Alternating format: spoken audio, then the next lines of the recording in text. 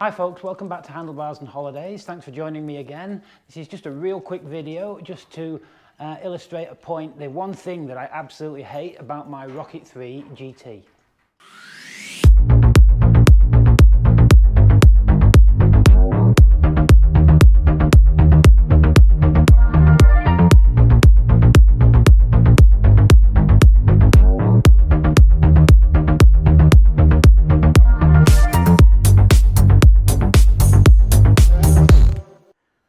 Okay, just have a listen to this.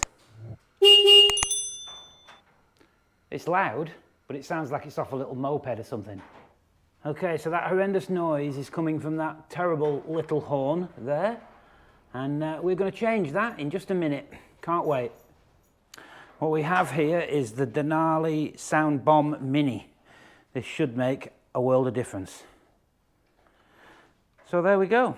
Quite a neat little unit that apparently it'll go directly in place of the original. So there's the original. There's not much to it, is there? What are you doing? Come on, out of the way. Come on, out of the way. Shift. You're in the way. You're in the way.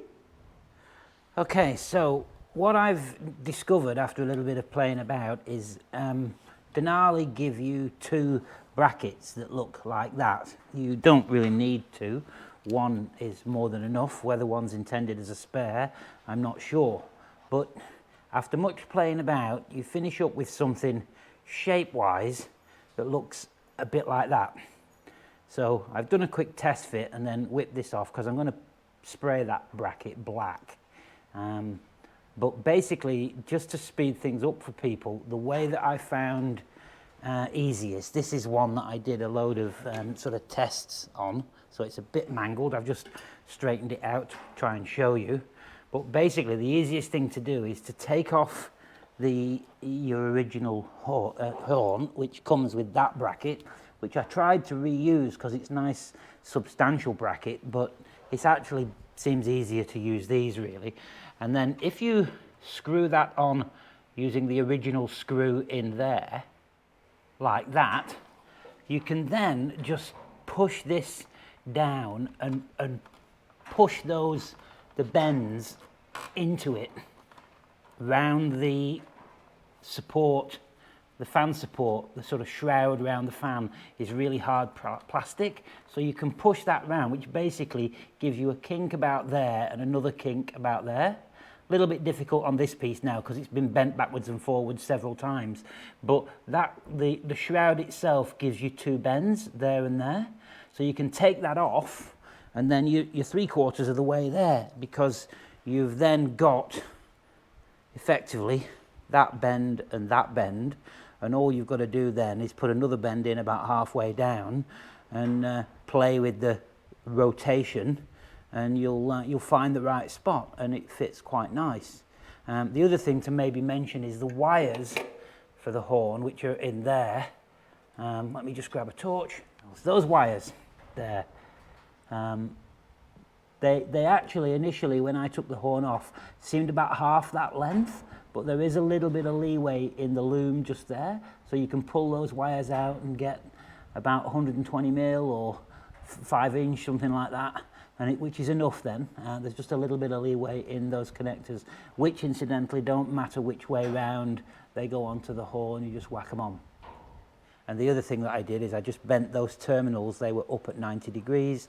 I just bent them straight back, so they're basically sticking straight flat now, because there's plenty room once the horn goes in that sort of orientation. There's plenty room that way, but not so much that way, if that makes any sense.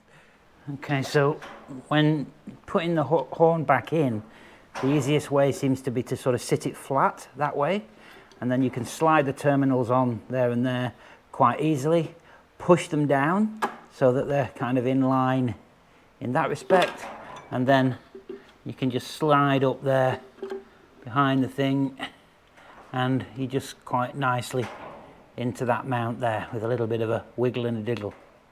Okay, so that's fixed back in there and all connected up. I will take that out and paint that little bracket in a minute because I don't think that looks very nice. But we'll do a sound check in just a second.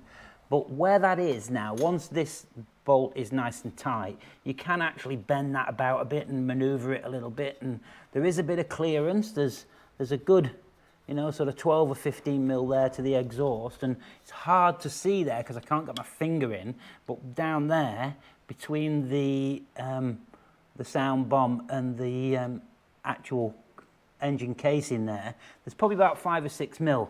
So it's not touching anything, it is sort of free floating there. It's secure enough not to go anywhere.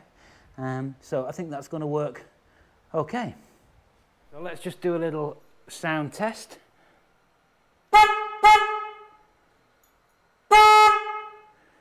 That's a lot better. A little bit more in keeping with the bike, I reckon. What do you think, Sid? What do you think? Not very much.